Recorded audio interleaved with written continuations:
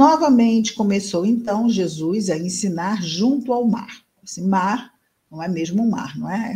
É um lago, só que era tão grande que chamavam de Mar de Genezaré também, né? Ou Mar da Galileia, Lago de Genezaré ou Mar da Galileia, melhor falando. Então, vejamos lá. Ele começou novamente, né? Então, ele recomeçou lá no seu ensino junto ao mar. E reúne-se junto dele uma turba numerosíssima. Ora, turba é multidão.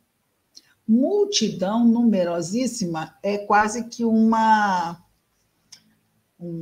reforço de que não era um número somente grande, era um número muito grande de pessoas ali perto do mestre. E o que acontece? Como eles estão junto ali ao mar, como são muitas pessoas, Jesus vai fazer a mesma coisa que fez da outra vez. O que ele fez da outra vez?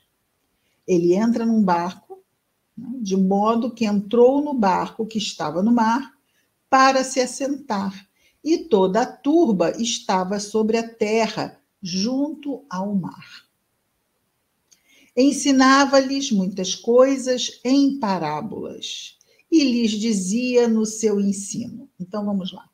Antes de nós começarmos com a parábola que vamos ver agora, ensinava-lhes muitas coisas em parábolas. Jesus, quando usava as parábolas, ele dirigia-se ao povo. Ele não falava de parábolas para os seus apóstolos, nem para os seus discípulos. E para o povo ou para pessoas que teriam natural dificuldade de entender o que ele dizia. Também usou para os homens do templo, né, que estavam sempre tentando pegá-lo, mas era exatamente a questão de não terem capacidade de entender a palavra. Então, ele usava figuras de linguagem, ele contava uma história com elementos do dia a dia das pessoas, e muitas vezes o que acontecia? Será que eles entendiam? Era uma história fácil de entender? Não. Jesus não explicava parábolas.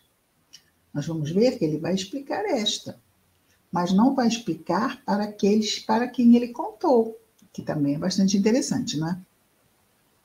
Então, parábolas são histórias com um fundo moral. Essas são as parábolas.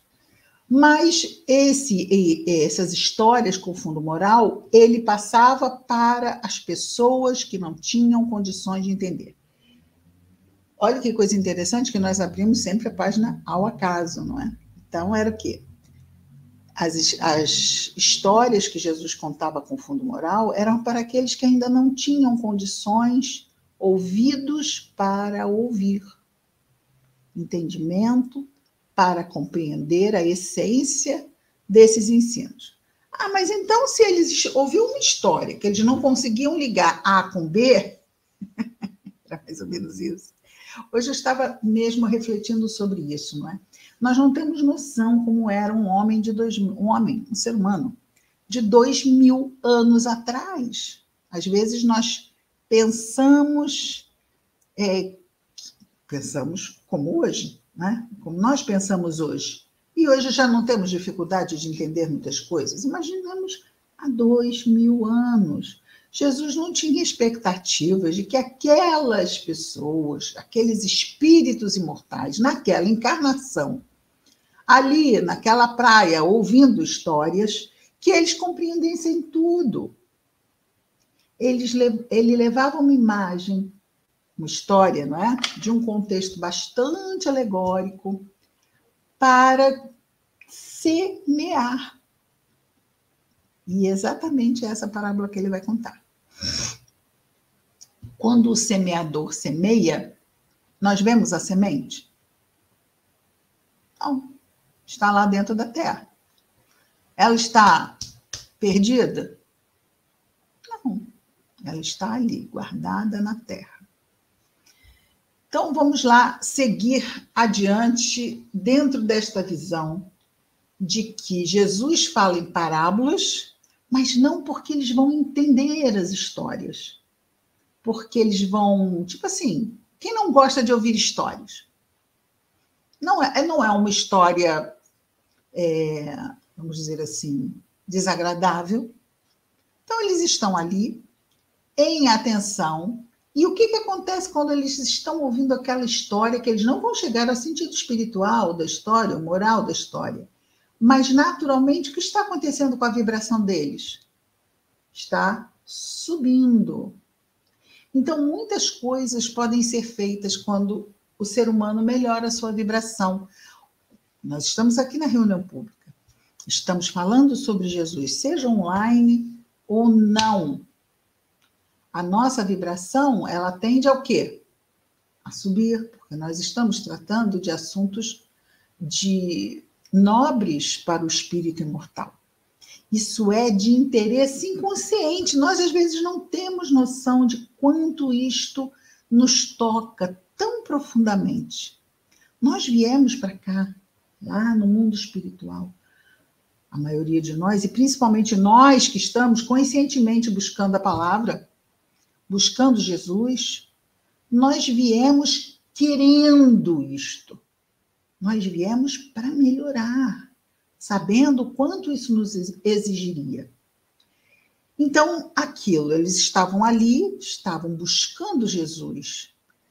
Talvez eles não entendessem absolutamente nada de evolução moral espiritual, mas eles estavam ali, buscando Jesus. Reconheciam nele o quê? Alguém com autoridade para lhes ajudar. A princípio, por uma necessidade muitas vezes física, ou seja, pessoas doentes, né? Pessoas combalidas, estão ali. O que é mais importante disso? Elas estão ali. Podiam não estar, podiam não crer, mas elas creem e se aproximam de Jesus, buscando do Mestre, naquele momento, uma cura.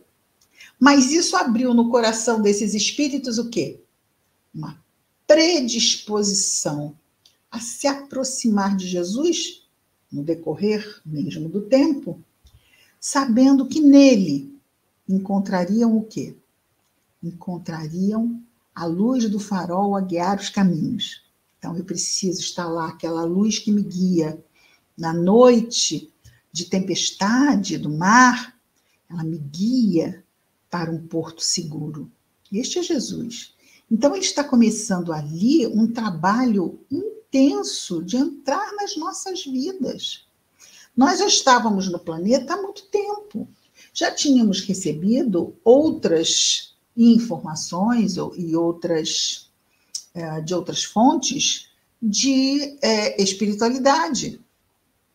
Mas Jesus veio trazer a palavra que vai além do fenômeno, porque os iniciados da Grécia ou do Egito também tinham informações.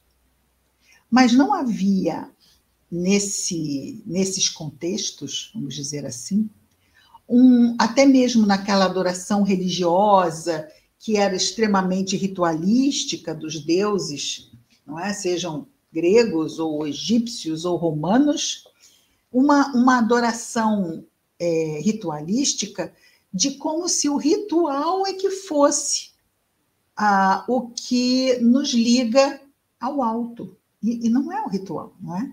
Jesus vem nos trazer, é um divisor de águas em tudo na vida deste planeta. Porque ele vem nos trazer que para nos ligarmos ao alto, o elo é o amor. Não é? O elo são as virtudes morais. Então, daí ele fala, perdoar não é uma virtude moral? O perdão? Tem limite para esta virtude? Virtude não tem limite, é 70 vezes, 7 vezes. Então, ele nos fala sobre esse progresso moral, mas isso não é fácil de fazer. Até hoje em dia nós sabemos disso, dirá nós há 2000 anos. Então, nós como espíritos imortais, e ele veio até nós Nós, como espíritos imortais, a palavra do Evangelho é atemporal, não é? Que nós, como espíritos imortais, levaríamos séculos e séculos e séculos e séculos e séculos que ainda virão para absorvermos essa mensagem, assimilarmos em nós essas palavras, essas sementes, permitirmos trabalharmos, porque não é só a vontade de quem cuida da terra que faz a semente brotar e se desenvolver. Os cuidados com a terra são primordiais, os cuidados com a semente são primordiais. Muito sol pode prejudicar a semente? Muita água, sufocamento pode prejudicar a semente? Ela ser pisoteada, maltratada, pode pisotear a semente? Pode prejudicar a semente? Sim, pode. Portanto, ao recebermos a semente que Jesus nos trouxe, e continua, não é? E ele nos trouxe lá. Muitas pessoas estão ainda, nós estamos em diversos momentos do processo de sementeira que somos, não é? Nós somos a sementeira que recebe a semente e os que cuidam da sementeira ao mesmo tempo. O que Jesus representa? Ele representa o que traz a semente.